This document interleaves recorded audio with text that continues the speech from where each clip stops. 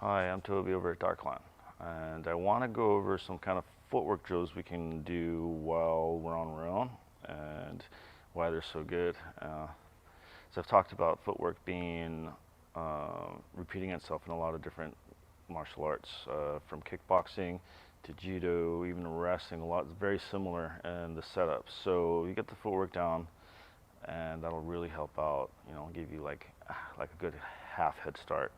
So let's talk about the little diagram I got for the feet. So I'm going to talk a little bit about the little diagram I have first. Very basic one. If you guys ever looked one up before, it's usually like a straight cross, two lines going perpendicular to each other.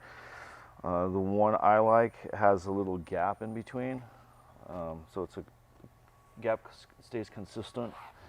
So basically what that is that prevents your feet from getting too close together. And then we'll move around with that. So first I want to go over like foot position, foot placement. Standing flat with your feet flat, there's nothing wrong with that. That's totally fine. Now, because we're moving around and kind of anticipating action, you want to get a little more sport enhanced mode. So lower center of gravity, maybe feet slightly wider, longer apart on your back toe. See, now I'm springy. Now what I can do from here is I can practice my movement forward, and remember that gap in between it has to remain untouched. So if I go forward, step forward, back foot comes off, moves up, still nothing in the middle. If I move backwards, exact same thing, just reversed in your stance. Forward, backwards. Okay, now lateral movements, exact same thing, nothing has to stay in the middle. And apart, together, and go back and return back. Apart, together. You go both directions, either side. If I go to my right, I step with my right first, apart, together. I go back to my left, I need to step with my left first, apart, together.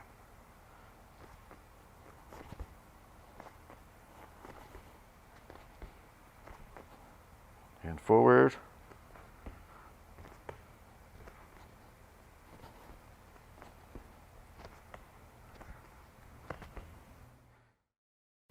Okay, so back to referencing that forward movement. I talked about how we're stepping forward off the lines. Now, what the upper body is doing is a few different things you gotta keep in mind.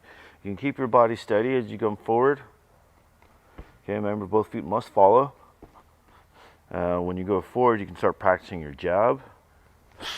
Feet follow, return. Okay, now we can practice two forward movements. We can go forward with the punch. That's coverage. Okay. The other way we can move forward is moving forward with a level change. Now, when our feet step apart that gap, during that step, our feet elongate, and then we can level change. Level change, back foot comes up, setting us back into our normal stance. You're going to do the same thing going backwards. Down, up, and forward. Down, up. Okay, backwards, down, up. With the jab, forward, exit out with the head movement.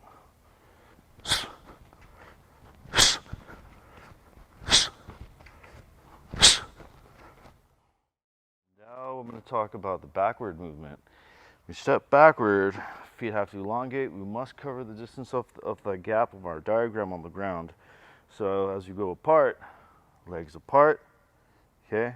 As we bring feet back together, clear the diagram, both feet.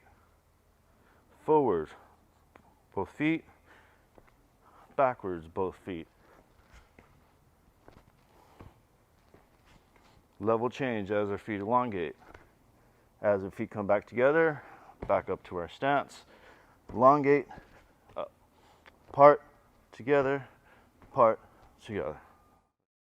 Okay, so upper body work with the same footwork.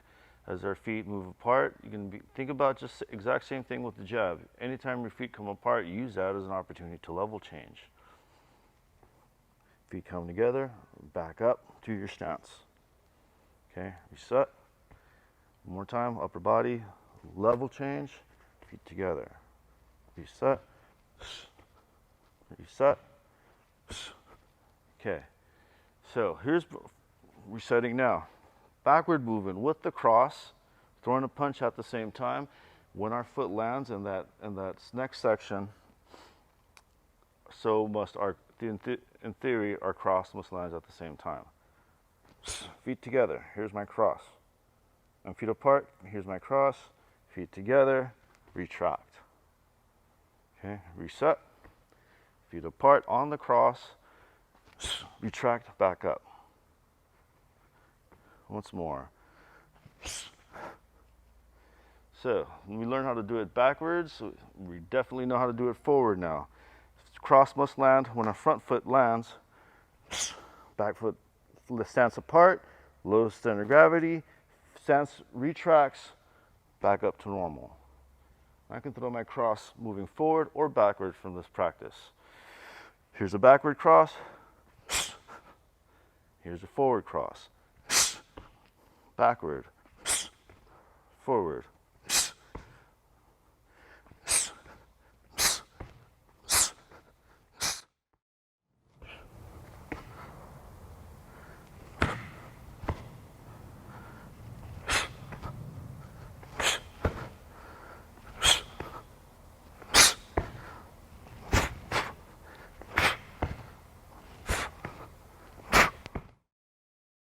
Okay, so now we are gonna add the jab and the cross together with movement on the little diagram.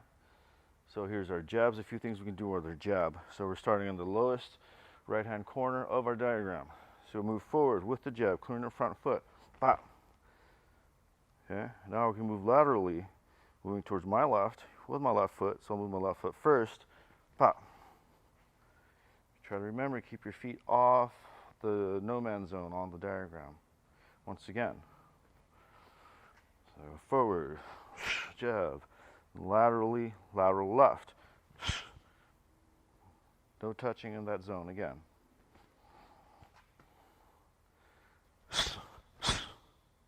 Once more time.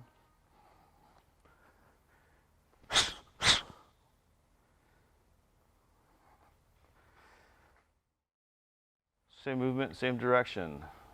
I was using just a jab earlier. Now I'm going to use a jab, setting up a jab cross. Forward movement is still just a jab. Lateral movement is a jab and a cross together.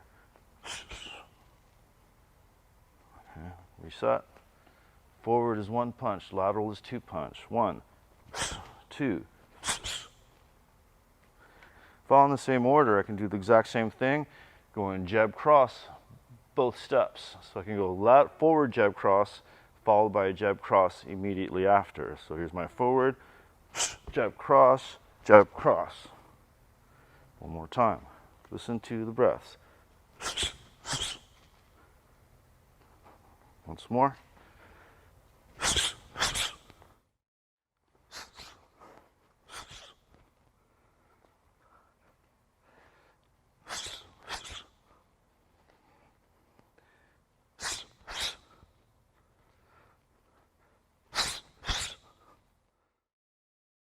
So that was a very small piece of how you can work out with this diagram, meaning for footwork, and that's all I really showed.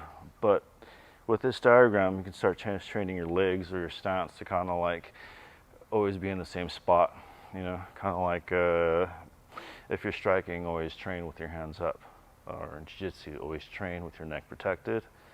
There's less to think about, and your feet will fall in the right place. Very simple drills are better because you will be able to progress and speed them up a lot quicker.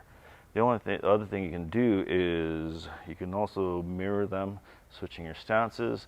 So if I started with your right foot in front, switch your stance and see how that goes. Remember now is you have nothing but time to invest in yourself and what you want to improve in. So it's a better time than any to do this. So again, you can start slow, start small. The easier you can start with, the better. And then just grow from there. You can pick up the speed, go faster, go harder, but try not to lose your form.